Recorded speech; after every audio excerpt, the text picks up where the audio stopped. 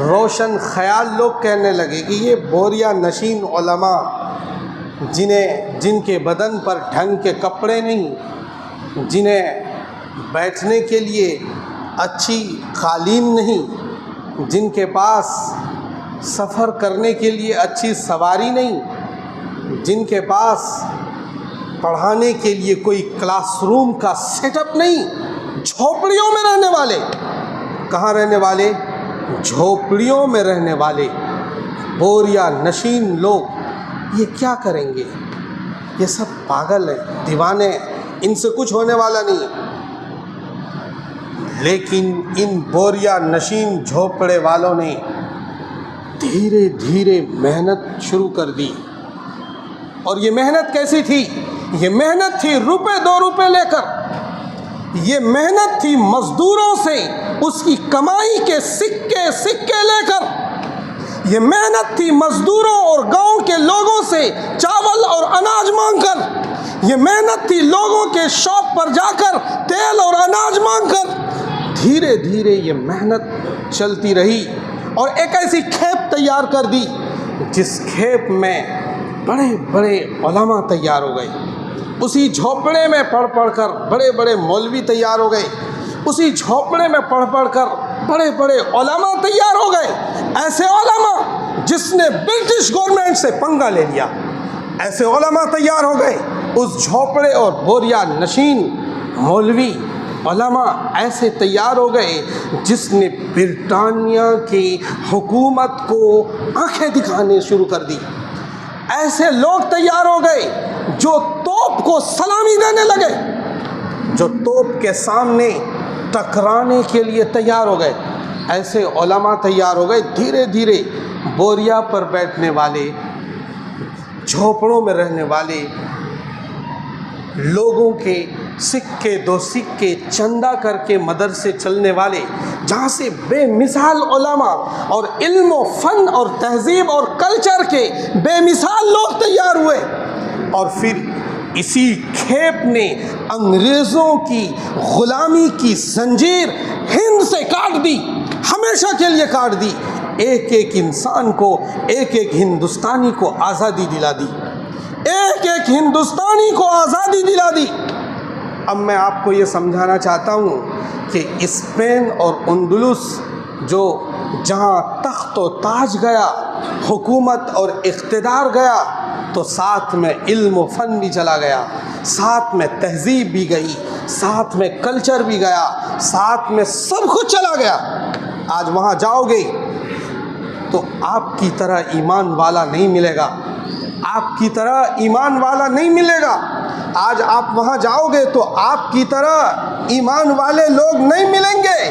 آپ کی طرح رمضان آتے ہی ایک عجیب ہوا جو چلتی ہے ہمارے ملک میں، رمضان میں دیکھا ہے جیسے ہی چاند رمضان کا آتا ہے، کیا تراویح، کیا روزے، کیا افطار اور کیا سحری، شاندار نظام، ایک اسلامی کلچر تیار ہوتا ہے۔ آپ دیکھتے نہیں ہو، جمعہ کا دن آتا ہے تو ایک عجیب کلچر آپ سب کی شکل میں تیار ہوتا ہے، عید کا دن آتا ہے تو ایک عجیب کلچر تیار ہوتا ہے، بقرعید آتی ہے تو عجیب کلچر تیار ہوتا ہے۔ یہ سب کچھ اندلس میں آج نہیں ملے گا دیکھنے کو آپ کو، لیکن ہند میں ہمارا تخت و تاج پٹ گیا، ہمارے تخت و تاج کو انگریزوں نے چھین لیا، اقتدار ہماری ختم ہو گئی، حکومتیں ہماری ختم ہو گئی، لیکن علم یہاں سے نہیں گیا۔ وہ علم جو مدینے میں آیا تھا اتر کر حرا سے سوئے قوم آیا، وہ نسخہ کیمیا لایا، وہ بجلی کا کڑکا تھا یا صوت ہادی، عرب کی زمیں جس نے ساری ہلا دی۔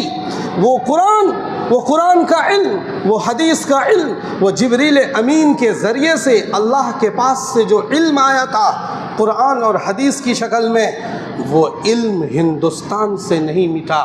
جو کلچر مدینے میں حضور نے بنایا تھا وہ کلچر کمپلیٹلی ہندوستان سے نہیں مٹا۔ کیوں نہیں مٹا؟ اس لیے کہ تخت و تاج گیا، مدرسے باقی رہے، مدرسوں کو چلایا گیا، اور اس وقت مدارس نے بہت آزمائشوں کے ساتھ مدرسے چلائے گئے۔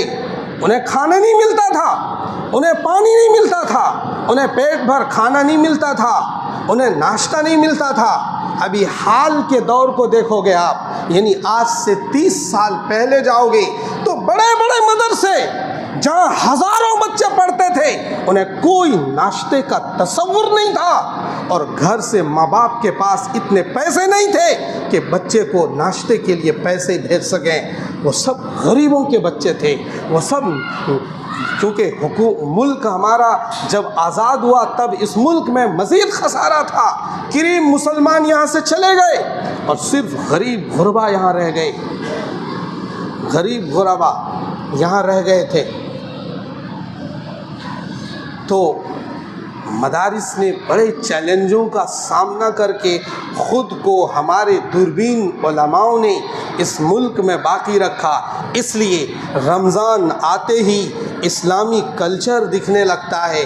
سہانا شہر جاؤ، ممبئی چلے جاؤ، بنگلورو چلے جاؤ، دلی آ جاؤ، کلکتہ چلے جاؤ، بڑے بڑے شہر کا آپ وزٹ کرو، پتہ چلے گا اسلامک کلچر۔